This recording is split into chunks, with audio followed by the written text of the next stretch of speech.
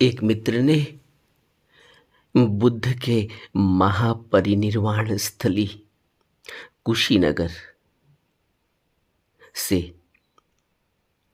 तस्वीर भेजी कि आंखों से आंसू रुकते ही नहीं। क्या कोई कर्म ऐसा है जो बाहर निकलना चाहता है लेकिन निकल नहीं पा रहा है? क्या है ऐसा? मेरे स्वयं ही आंसू नहीं निकल रहे, बल्कि वहां बहुत लोग हैं, बूढ़े बूढ़े लोग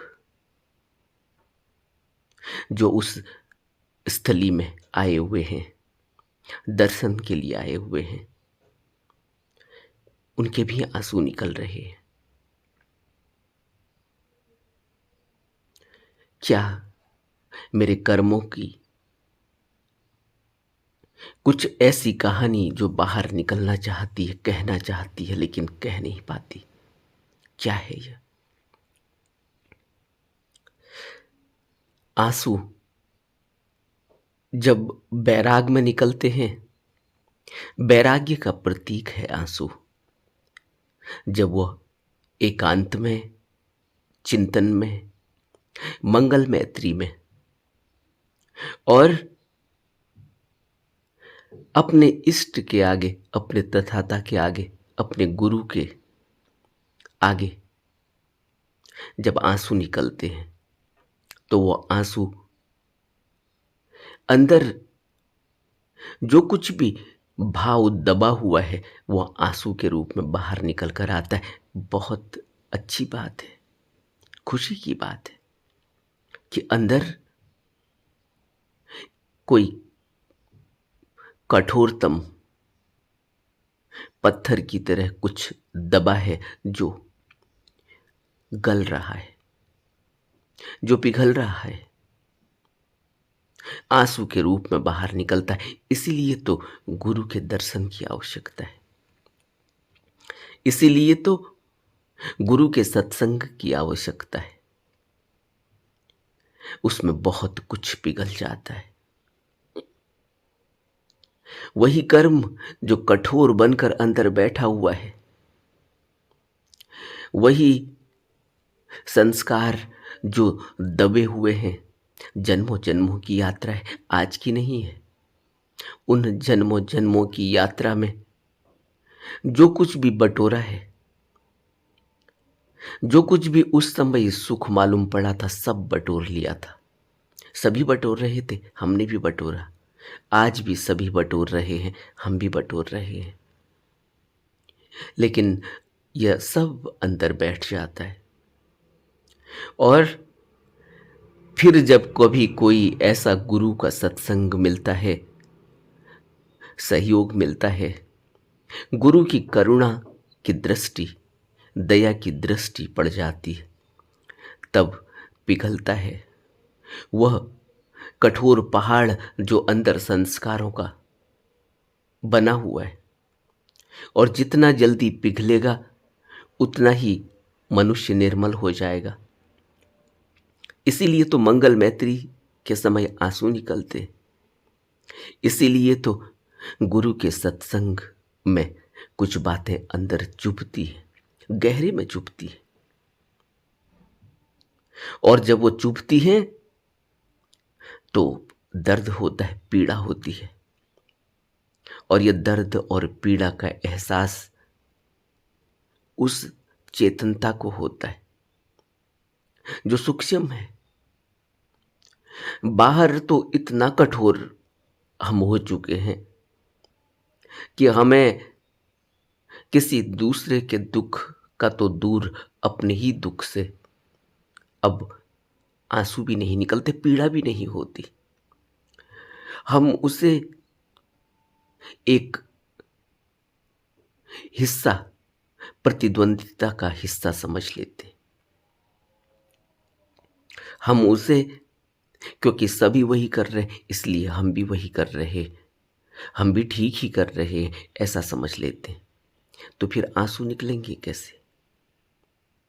आंसू तो तब निकलते हैं जब या तो बाहर कोई अपना चला जाता है, तब आंसू निकलते। नागार्जुन हमसे क्या कहते हैं? नागार्जुन कहते हैं, एक उदाहरण से समझाते हैं, कहते हैं कि इस संसार में तुमने बहुत अधिक आंसू बहाए हैं। जब जब तुम्हारा अपने प्रियजनों से बिछोह हुआ, तुम्हारी आंखों से बहते हुए आंसुओं से समुद्र में भी बाढ़ आ जाती। ये बहुत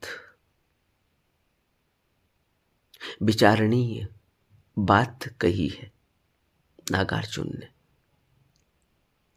और हम अनंत जन्मों से इसी तरह से अपनी वस्तुओं के लिए, अपने व्यक्तियों के लिए, अपने रिश्तेदारों के लिए, अपने घर परिवार के लिए रोते रहे,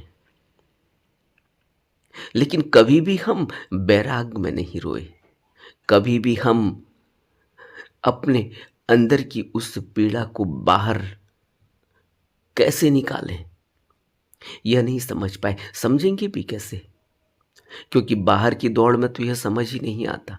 बाहर की दौड़ में तो हम तब आंसू बहाते हैं जब हमें लगता है कि कोई हमारा अपना चला गया, कोई हमारी वस्तु चली गई, जिससे हमारा प्यार था, जिससे हमारा लगाव था, जिससे हमें खुशी मिलती थी, जिससे हमें सुख मिलता था।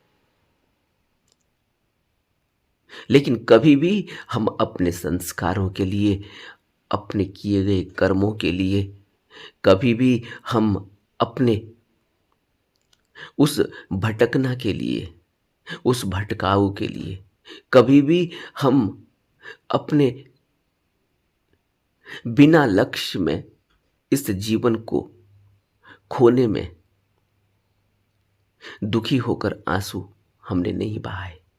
क्योंकि हम मानते ही नहीं कि हम कमजोर हैं। हम मानते ही नहीं कि हम नहीं जानते। हम मानते ही नहीं कि हमसे भी बड़ा कोई है। इसलिए जब आंसू निकलते हैं, स्वतः निकलते हैं।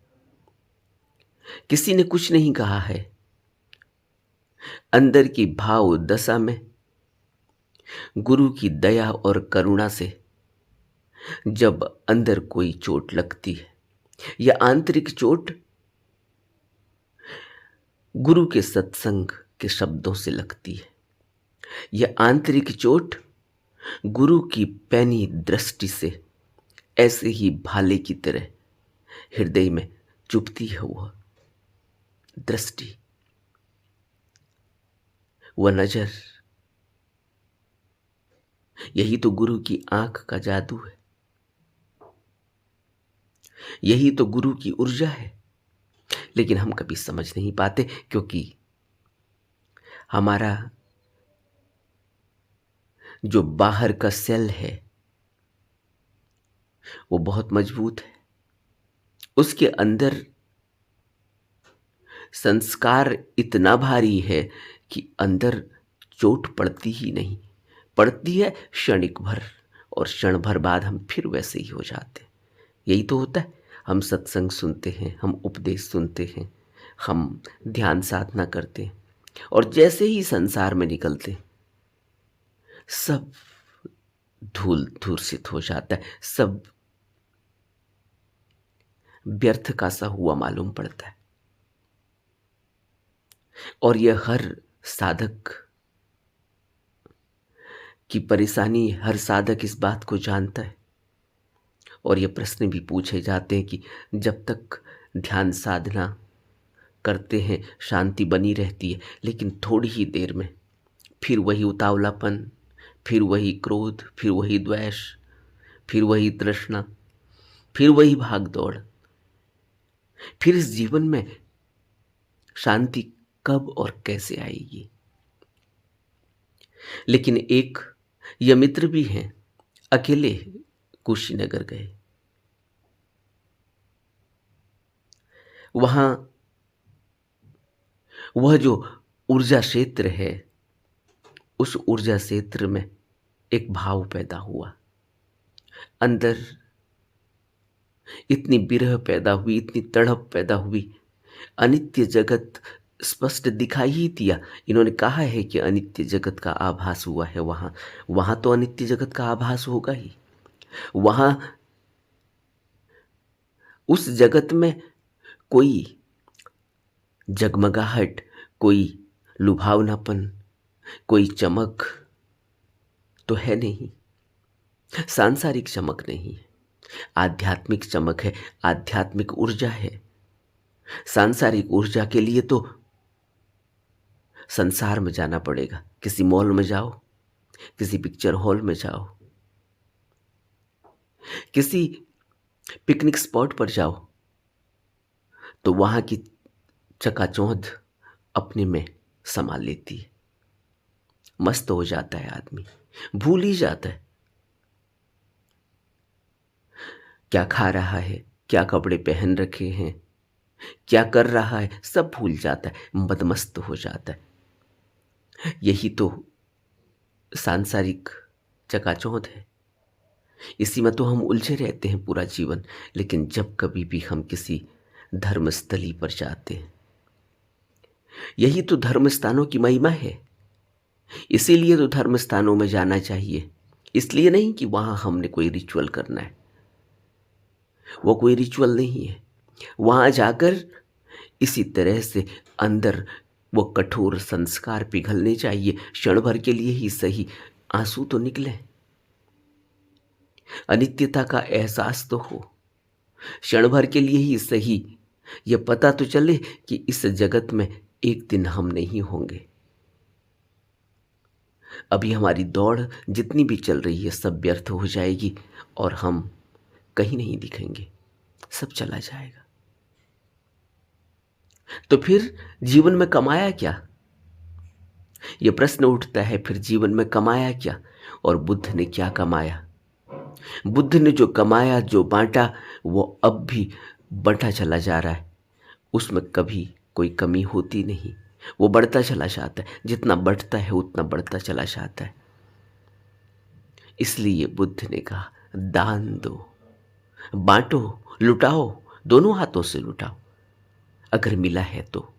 लेकिन हमें मिलता क्या है? हम सांसारिक दौड़ भाग में सांसारिक वस्तुओं को जुटाते और फिर उसको छिपा देते हैं अपने अंदर। उसको किसी को बताते थोड़ी है। कौन अपना बैंक बैलेंस किसी को बताता है? कौन अपने पैसों को किसी को लुटाता है?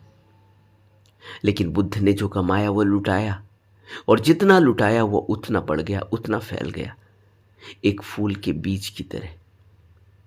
कहानी सुनी होगी आपने। एक पिता ने फूल के बीज दिए अपने 3 बेटों को और कहा कि तुम इन्हें ले जाओ और 1 साल के बाद मैं तुमसे पूछूंगा कि तुमने क्या कमाया। जो सबसे बड़ा बेटा था, उस बेटे ने तो वह फूल, क्योंकि पिता ने दिए हैं, पिता का आशीर्वाद है, पिता की इच्छा है कि फूल ले जाने हैं, रखने हैं, उसने उन फूलों को तिजोरी में रख दिया, फूल के बीजों को। दूसरे बेटे को मिले, उसने किसी अपने नौकर चाकर को दे दिया, किसी और को दे दिया। थोड़े बहुत उगा लिए, थोड़े बहुत इधर उधर बांट दिए, थोड़े बहुत गिर गए, खो गए। लेकिन तीसरे बेटे ने पिता की अमूल्य संपदा को समझकर उन फूलों को एक बाग में बो दिया। वो फूल अनगिनत हो गए, अनंत गुना हो गए, और फिर उनमें से बीज निकले और अनंत गुना बीज हो गए। और धीरे धीरे उस पूरे शहर में, उस पूरे राज्य में वही फूल फलने फूलने लगे। 1 साल के बाद पिता ने तीनों बेटों को बुलाया और पूछा कि तुमने उन फूलों का क्या किया? पहले बेटे ने कहा कि मैंने तो उन फूलों को तिजोरी में रखा है, क्योंकि वो आपकी संपदा है, आपका मान सम्मान रखने के लिए वो आपकी संपदा को मैंने वैसे का वैसा तिजोरी में रख दिया। पिता हंसने लगे। दूसरे को कहा, उसने कहा कि मैंने कुछ उसको दे दिए थे, कुछ उधर रख दिए थे, कुछ खो गए, कुछ इधर उधर हो गए, लेकिन कुछ फूल उगे हैं, बड़े हैं, और फिर कुछ बीज उनमें से निकले। उसने कुछ बीज और ला कर दिए, कहा कि अभी ये हुआ है। तीसरे बेटे का कहना ही क्या था, वो तो सब कुछ दिखाई ही दे रहा था, सब जगह फूल ही फूल थे, सब जगह उसकी महिमा थी। तब पिता ने कहा कि इसी तरह से, जिस तरह से ये फूल फैले हैं, और यह खुशी, क्योंकि फूल को देखने से खुशी मिलती है, इसीलिए तो अस्पतालों में बीमार आदमी को या किसी को जिसको हम अपना प्रिय समझते हैं उसको फूल देते हैं। फूल की महिमा है। फूल भगवान के चरणों में भी चढ़ाया जाता है, और फूल जब किसी का अंतिम संस्कार होता है वहां भी उसकी अंतिम विदाई में फूल चढ़ाया जाता है। फूल की महिमा है। फूल से शांति, प्रसन्नता, खुशी झलकती है, आनंद घटता है। कोई फूल को देखकर निराश हुआ व्यक्ति आपने कभी नहीं देखा होगा। यह फूल की महिमा है कि वो आकर्षित करता है। यह फूल की महिमा है कि वो दुख मिटा देता है, वो मन के रोगों से मुक्त कर देता है। इसलिए तो लोग बागों में जाते, उद्यानों में जाते, इसलिए तो लोग फूल बोते हैं, इसीलिए तो हर खुशी में फूलों की महिमा है। इसीलिए तो हम अपने प्रिय को फूल भेंट करते हैं।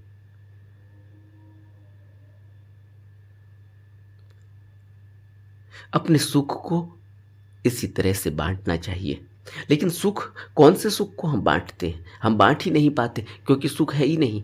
असल में तो हमने वो वस्तु जो बटोरी है, समझा तो यही है कि सुख है, लेकिन उसको बटोरने तक तो उसके चले जाने का दुख घेर लेता है, असुरक्षा घेर लेती है। हम बांट कहाँ पाते, छिपा देते। सिर्फ आध्यात्म की खुशबू लुटाई जाती है, अपने से लुट जाती है, लुटाने की भी जरूरत नहीं। तुम्हारे मुंह से शब्द ही वही निकलेगा। तुम्हारी आभा, तुम्हारा ऑरा, तुम्हारे अंदर, तुम्हारे प्राणों में वो खुशबू बाहर निकल ही जाएगी। किसी फूल की खुशबू को कहीं कैद थोड़ी किया जा सकता है, कहाँ कैद करेंगे। इसी तरह से आध्यात्मिक खुशबू होती है, वो धर्म स्थलों में होती है, क्योंकि वहां उन भगवत स्वरूप बुद्धों ने अपना वक्त बिताया है। आज भी वह ऊर्जा वहां घनीभूत है। इसलिए जब कोई वहां व्यक्ति जाता है उसका विचार बदल जाता है, उसकी भावनाएं बदल जाती हैं। इसलिए उसके अंदर इस संसार के प्रति अनित्यता का भाव पैदा होता है, और जो उसके अंदर संस्कारों का ढेर लगा हुआ है, कठोर, वो पिघलने लगता है। इसीलिए तो लोग धर्मस्थलों की यात्रा पर निकलते हैं। एक देश से दूसरे देश महीनों सालों की यात्रा चलती है। लेकिन सबसे बड़ा दुख का विषय यह है कि मनुष्य इतना बंधन में है, मनुष्य का मन इतना जटिल हो चुका है, उसके संस्कार इतने गहरे हो चुके हैं, उसकी जकड़ इतनी ज्यादा हो चुकी है संसार में कि वो चाह कर भी छटपटाता तो है, लेकिन चाह कर भी निकल नहीं सकता। आपने देखा होगा कुछ लोगों को, मैं ऐसे बहुत लोगों को जानता हूं, आप भी जरूर जानते होंगे। वो घर में कोई पेट पाल लेते हैं, कोई कुत्ता पाल लिया, कोई बिल्ली पाल ली, कोई तोता पाल लिया। अब उनकी मजबूरी यह है कि अब वो कहीं जा ही नहीं सकते। उस कुत्ते को उन्होंने, ऐसा लगता है कि कुत्ता बांधा हुआ है, हकीकत यह है कि कुत्ते ने उनको बांध लिया है। हमें लगता है कि तोता पिंजड़े में है, हकीकत यह है कि वो पिंजड़े में है वो तोता बाहर है। अब उनसे पूछो, उनसे कहो कि चलो सत्संग हो रहा है, चलो किसी धर्मस्थल की महानता है वहाँ जाकर थोड़ा ध्यान करें। वो कहेंगे कि कहाँ आ सकते हैं, इस कुत्ते को कौन देखेगा, इस तोते को कौन खिलाएगा, इस गाय को कौन खिलाएगा, इस गाय को दूध कौन निकालेगा, इसकी देखरेख कौन करेगा। अपने बच्चों की देखरेख करना, अपने घर परिवार की देखरेख करना, उसमें तो फिर भी आदमी कभी न कभी वक्त निकाल लेता है। लेकिन जब वो इस तरह से जबरदस्ती पकड़ के अपने सुख के लिए बटोर लेता है साधन, वो साधन वस्तुओं को बटोरता है, और जब उनसे भी खुशी नहीं मिलती। मैं तो ऐसे भी लोगों को जानता हूं जो जिनके पास कोई है ही नहीं बात करने के लिए। उन लोगों ने बात करने के लिए कोई ना कोई पेट पाला हुआ है। अच्छी बात है, कोई तो चाहिए जिससे बात की जा सके, जिससे अपने इमोशन कहे जाएं, वो समझे या न समझे, लेकिन वह तो बेजुबान है। तुम जो भी कहोगे, अच्छा कहोगे तब भी ठीक, बुरा कहोगे तब भी ठीक, क्योंकि किसी आदमी से कहोगे अपने बच्चे भी नहीं सुनते। या तो तुम उनको डांटोगे या वो तुम्हें डांटेंगे। एक स्थिति ये होगी कोई तुम्हारी सुनना ही नहीं चाहता, तो मनुष्य फिर एक स्थिति ऐसी आती है कि वो कोई जानवर पाल लेता है। उससे कम से कम कुछ अपनी भड़ास निकाल तो सकते हैं, अपने इमोशन शेयर तो कर सकते हैं। वो तो कुछ करेगा नहीं, वो क्या करेगा, थोड़ा गुस्सा कर देगा, थोड़ा भौंक देगा, थोड़ा और छटपटा लेगा। लेकिन तुम पावरफुल हो उसके मुकाबले में, तुमने जंजीर से बांधा हुआ है, उसे छोड़ा भी हुआ है, तो फिर भी वो कहाँ जाएगा। जानवर अबोल है, उसकी ताकत तुम जैसी थोड़ी है। तुम डंडा उठाओगे, उसको डांटोगे, उसको चेन से बांध दोगे, तो तुम्हारा गुस्सा भी सहता है, तुम्हारा प्यार भी सहता है, सब सहता है। और उसी में वह भी मदमस्त हो जाता है, हम भी मदमस्त हो जाते हैं, तो हमारा वक्त कट जाता है। लेकिन जो अपने जैसे लोग हैं वो सुनेंगे नहीं, भाग जाएंगे, घर से चले जाएंगे। बच्चे घर से चले जाते, माँ बाप घर से चले जाते, पति पत्नी का झगड़ा हो जाता है, एक दूसरे से अलग हो जाते। लेकिन कोई पेट पाल लो, वक्त कट जाता है। अच्छी बात है, जीवन तो काटना ही है। हम कहीं एडजस्ट नहीं कर सकते, कोई हमारे साथ एडजस्ट नहीं कर सकता, क्योंकि अपनी अपनी आदतें होती हैं, अपना अपना टेम्परामेंट होता है। लेकिन मैं जो कहना चाह रहा हूँ वो यह कि हम इस तरह से बंधे हुए हैं इस संसार में। हम बांध लेते, न बांधे तो करें क्या। और बुद्ध तो हमें मुक्त करना चाहते हैं। गुरु हमें कहता है कि तुम इस संसार से मुक्त होने के लिए अगर प्रयास करोगे, अगर तुम समझ सको, अगर तुम सुन सको, अगर तुम सत्संगत में रह सको, तो तुम्हारा जीवन बदल जाएगा, तुम मुक्ति के मार्ग पर आगे बढ़ पाओगे। लेकिन हमारे पास वक्त ही नहीं। हम अपने को इस तरह से बांध लेते हैं कि हम न तो कभी अपने ध्यान के लिए धर्मस्थलों पर जा पाते।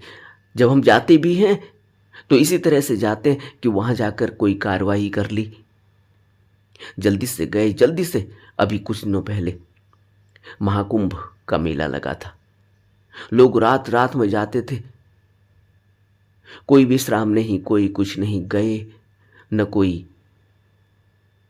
नहाना, न कोई विश्राम, न कोई कपड़े बदलना, न कुछ। तुरंत मारी डुबकी और तुरंत घर को वापसी, क्योंकि रुकने का कोई इंतजाम ही नहीं है। भीड़ इतनी ज़्यादा है, कहाँ फ्रेश होंगे, कहाँ थोड़ा सा शांत होकर बैठेंगे, थोड़ा ध्यान करेंगे, क्योंकि एक पवित्र स्थली में हम गए हुए। लाखों लोगों की ऊर्जा, करोड़ों लोगों की ऊर्जा वहाँ बह रही है, लेकिन उसके बावजूद भी हम इस भगदड़ का हिस्सा हो जाते हैं और इतनी ही अफरा तफरी में जाते हैं, आते हैं, परेशान हो जाते हैं। अभी कोई व्यक्ति मुझे वहाँ की घटना सुना रहा था। वो कहता है कि हम गए, हमने गाड़ी पार्क कर दी, जाकर जल्दी से हमने डुबकी लगाई, स्नान भी कर लिया, लेकिन हम इतनी भगदड़ में और इतनी जल्दबाजी में और इतने लोगों के बीच में, इतनी गाड़ियों के बीच में हमने गाड़ी पार्क की कि हम पार्किंग का यह भूल ही गए कि पार्किंग का कौन सा नंबर था, कौन सी लेन थी, कौन सा पार्किंग नंबर था, कहाँ गाड़ी पार्क की थी। भूल ही गए, उस एरिया को ही भूल गए। कहते हैं कि 8 घंटे 10 घंटे तो हम उस गाड़ी को ढूंढने में लगा दिए हमने। अब इस तरह से हम धर्मस्थलों पर अगर जाएं तो हमारी छटपटाहट, हमारी जल्दबाजी से हम सुख तो क्रिएट नहीं कर पाते, दुख और क्रिएट कर लेते। अब कितनी पीड़ा और कितना दुख हुआ होगा, एक आदमी 8 घंटे से अपनी गाड़ी ढूंढ रहा है, साथ में परिवार के सदस्य भी हैं। जरा सोचो, हम इस तरह से अगर धर्मस्थलों पर जाते हैं तो हम वहां से क्या लेके आएंगे, क्या बटोर कर लाएंगे? दुख, पीड़ा, मानसिक अशांति। और जबकि धर्म स्थानों पर जाने का उद्देश्य क्या है कि हम वहां जाएं, थोड़ा शांति में बैठें, थोड़ा ध्यान करें, थोड़ा घूमें, एकांत में अपने मन को देखें, समझाएं जीवन किस तरह से हमारा भागा चला जा रहा है। इसकी उस शांति में हमें इसका आभास होता है कि हम इस जीवन को कैसे व्यर्थ में गंवा रहे हैं। ऐसे ही चला जाएगा, ऐसे ही भागदौड़ में, व्यर्थ की बातों को खोजने में, अपनी ही झंझटों को, पहले उन झंझटों को ओढ़ लेते हैं, फिर उन झंझटों से छुटकारा पाना चाहते। ओढ़ा भी हमने ही है, अब उस झंझट से छुटकारा पाना चाहते। आपने वो कहानी जरूर सुनी होगी कि एक आदमी नदी के किनारे, ठंड के दिन है, धूप सेक रहा है। उसने दूर से एक कंबल को बहते हुए देखा। उसने कहा कि अरे, कंबल बह के आ रहा है, इसको जल्दी से पकड़कर किनारे पर रख लो, इसको निचोड़ कर सुखा लिया जाएगा और यह सर्दी में काम आएगा। अभी तो सर्दी आगे को बहुत बढ़ने वाली है। वो नदी में उतरा और उसने तुरंत से उस कंबल को झपटने के लिए उसको अपने दोनों हाथों से अपने बाहों में भर लिया। वो कंबल नहीं, वो बल्कि भालू था। भालू बहकर आ रहा था। अब भालू को और सहारा मिल गया। उसने कहा, यह ठीक है, हम तो बह ही रहे थे। अब किसी तरह से भालू को पकड़ तो लिया। जब किनारे पर लाया उसको, अब भालू को छोड़े ही ना। अब भालू ने उसको पकड़ लिया। अब वो छटपटाता है, अब भालू छोड़ता ही नहीं। अब धीरे धीरे भालू नाखून लगाने शुरू किए, नाखून लगाकर खून निकला, चाटना शुरू किया। अब उसको और मजा आने लगा। उसने कहा, यह तो शिकार मिल गया। धीरे धीरे भालू ने उसको नाखून लगा लगा कर चाट कर, वो कंबल समझकर जिसको पकड़ रहा था वो भालू निकला। वो जिसको जीवन समझ रहा था वो मौत निकली। और उस मौत ने उसको अपने आगोश में ले लिया।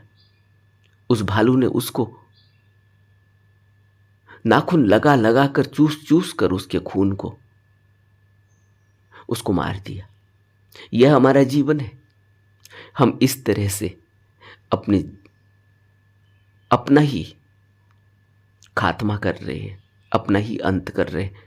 और ऐसा ही नहीं है कि जीवन ऐसे ही, इस समय ऐसे ही अंत हो जाएगा। ये संस्कार लगते हैं और अनंत जन्मों तक यह जीवन फिर ऐसे ही चलता रहता है। हमें पता भी नहीं चलता।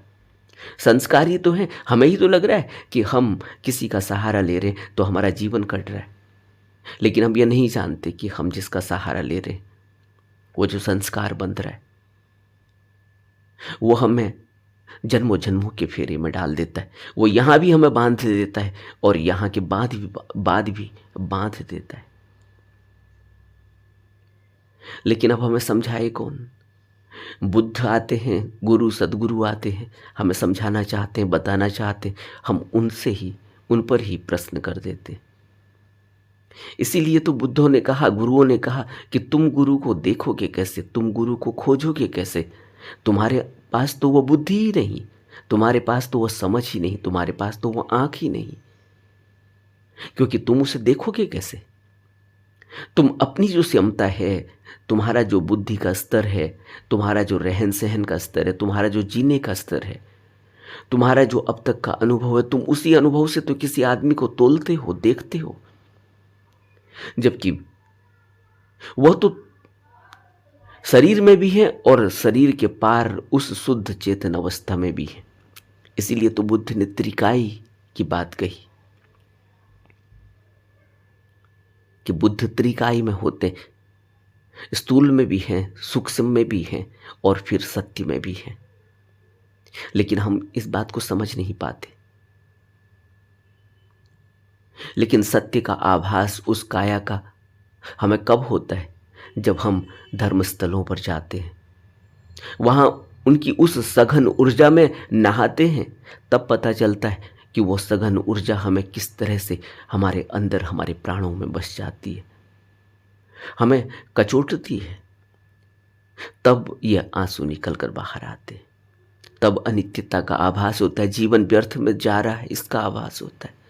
लेकिन कर क्या सकते हैं, क्योंकि हम तो बुरी तरह से कैद हैं।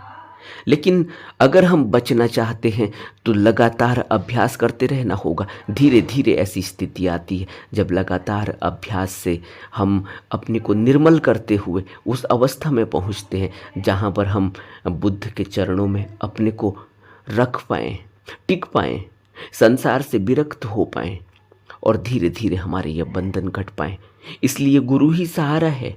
हम अपने से अगर सोचेंगे कि हम इससे पार पा जाएंगे तो हमारा खुद अब तक का जीवन हमसे क्या कहता है कि हम पार नहीं पा पाए। अब तक का जीवन हमसे क्या कहता है कि हमने जितनी भी हमने छटपटाहट की, जितने भी हमने हाथ पांव मारे, उतना ही हम और उलझ गए।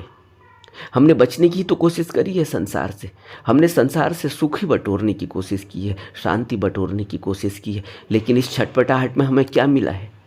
क्या कोई सुख हमें मिला? क्या हमें कोई शांति मिली? बल्कि जो हमने सुख बटोरा था इस छटपटाहट में, अपने हाथ पांव मारे थे, सुख और शांति बटोरी थी, कुछ ही दिनों में वो सुख शांति फिर दुख में बदल जाती है। तो हम यहाँ देख कैसे पाएंगे कि कौन हमें सहारा देगा? हम तो प्रयास कर सकते हैं, हम तो उसकी जब तक करुणा और दया हम पर ना हो तब तक तो हम कभी कर ही नहीं पाएंगे। अपने जीवन को देखें, मेरी बातों पर या बुद्ध की बातों पर न जाएं कि मेरी बातों को ऐसे ही मत मानो, तुम्हारा अनुभव होना चाहिए। लेकिन अपने जीवन का अब तक का अनुभव हमसे क्या कहता है कि हमने सुख के ही तो प्रयास किए हैं, शांति के प्रयास किए, आनंद और मजे के प्रयास किए, लेकिन मिला क्या? हर सुख के बाद वही सुख दुख में बदल गया हमारा। तभी तो आज हम इतनी छटपटाहट में हैं।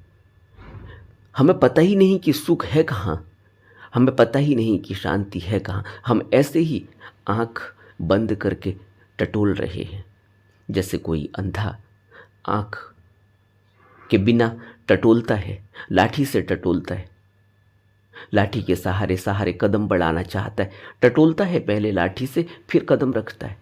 ऐसा ही हमारा जीवन चल रहा है। लेकिन हम दंभ में, अहंकार में, मैं और मेरी में, मान अभिमान में इस बात को स्वीकार ही नहीं कर पाते। यही तो बुद्धों के, गुरुओं के सत्संग में जाकर, उनकी शरण में जाकर हमें पता चलता है कि हम बिल्कुल ही अंधे हैं। हमें न तो जीवन का कुछ पता, न हमें मौत का कुछ पता, न हम कहाँ से आए इसका पता, न हम कहाँ जाएंगे इसका पता। हम टटोल रहे हैं। और जैसे ही शरण ली, जैसे ही अपने को छोड़ा कि मेरे से यह नहीं होगा, मेरे से यह सुख और शांति नहीं मिलने वाली, जैसे ही अपने को छोड़ा शरण में किसी बुद्ध के, वैसे ही जीवन में बदलाव होना शुरू हो जाता है, वैसे ही शांति आने लग जाती है, वैसे ही विरह और बैराग पैदा होता है, वैसे ही अंदर का वो पहाड़, वह कठोर संस्कारों का पहाड़ पिघलने लगता है और फिर आंसुओं के रूप में बाहर आने लगता है। आंसू खबर हैं कि जीवन बदल रहा है। आंसू खबर हैं कि रुकना नहीं है, चलते जाना है। यही शांति का मार्ग है, यही सत्य का मार्ग है, यही निर्वाण का मार्ग है, यही नित्यता का मार्ग है और यही हमें परम सुख मिलने वाला है। नमो बुद्धाय।